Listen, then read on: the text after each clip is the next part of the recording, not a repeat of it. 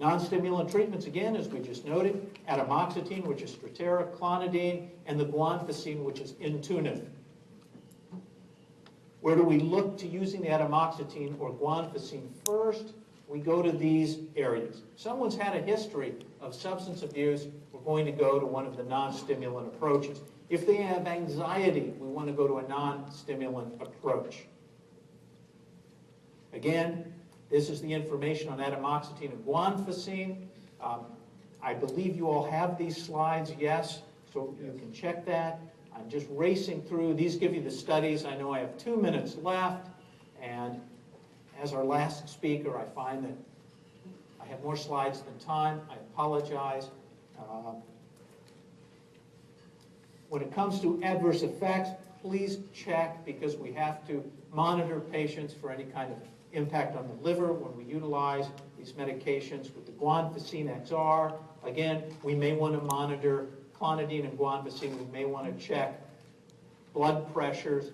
Non-pharmacologic approaches, omega-3s are being used. Pycnogenol is one of the non-pharmacologic approaches as well. Exercise is critical.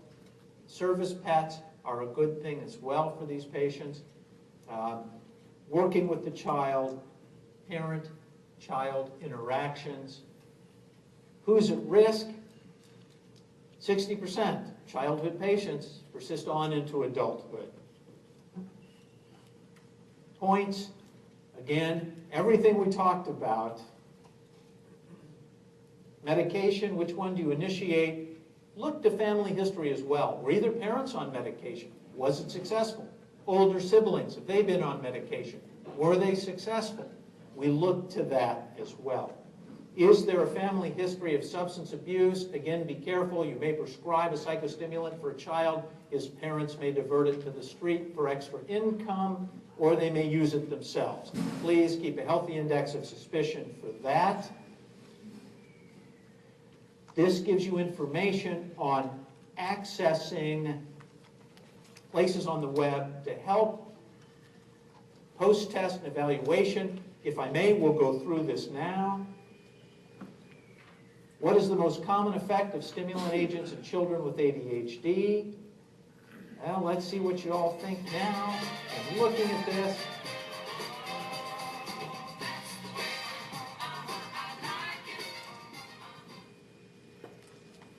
yes, 87% improved attention. Again, some voted for decreasing hyperactivity.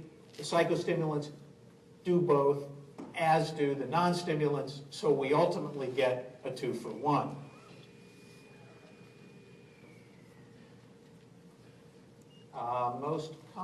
Okay, we went through. Which of the following is considered a behavior screening tool useful in screening for ADHD? You'll remember me talking about the tool that teachers use, that parents use, that we find most effective, has the greatest specificity and reliability, and we'll vote on that now.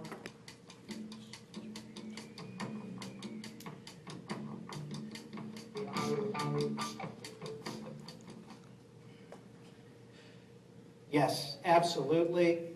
The Connors, we did well. And now the evaluation. This is where you all tell me how I did. Please be kind. Where's your robe? Yeah, let's see the robe. Ah, okay, thank you. Performance of the speaker.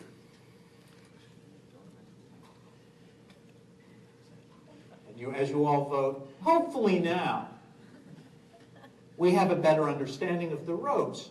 You see, as we have the child with ADHD who has too short an attention span, we'll wait because you're going to vote on this, then we'll do the robes.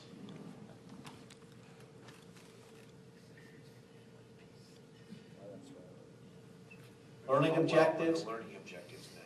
How did we do?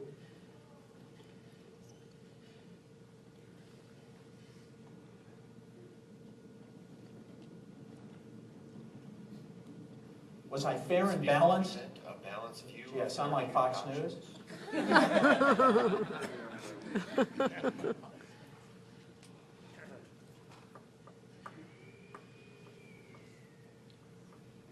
Were relationships between grantor and speaker announced prior to the presentation? Yes, they were. And unrestricted grants, educational grants to OMEW, who has brought me in to present to you all today. How useful will this session be in your practice? Oh, I hope it helps.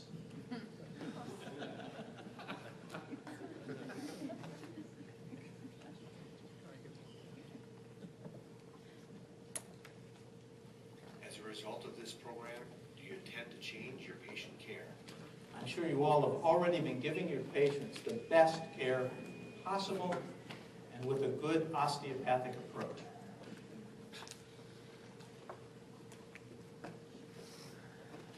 And now, the 3 lengths of rope. Now that we've seen all this and heard all of this, we know that when we place the 3 ropes into the hand, and we take the ends of the ropes and we even them up, so now the ropes start and stop at the same place. Now if I were to ask you, are these ropes equal in length, you would say to me, no, Dave, they're not. They start and stop at the same place, yet their middles are different.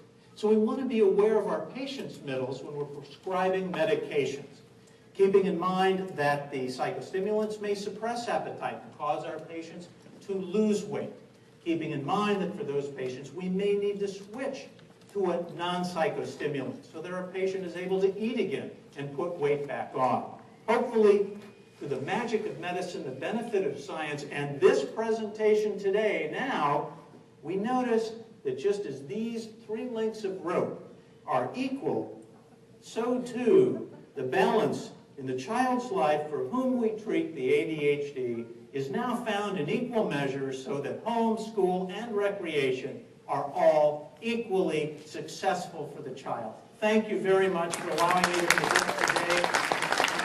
Please have a great rest of the conference. And it's good to see familiar faces. Thank you.